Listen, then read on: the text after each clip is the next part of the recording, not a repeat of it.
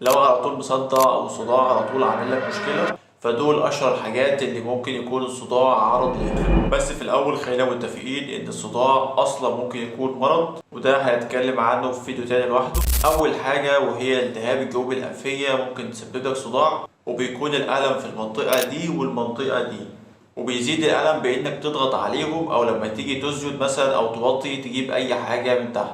لو عينك تعباك او محتاج تلبس نظارة، او لو انت لابس نظارة اصلا بس مقاس النظارة دي اتغير، فده ممكن يكون سبب الصداع.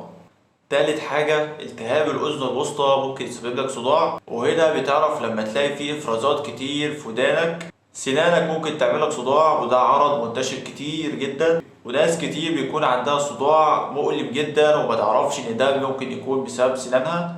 الإمساك المزمن ممكن يسبب لك صداع، وهنا محتاج تزور دكتور الباطنة والجهاز الهضمي. الضغط سواء عالي أو واطي ممكن يسبب لك صداع. الأنيميا ممكن برضو تسبب لك صداع. أنا دكتور عمر صبري، وألف سلام.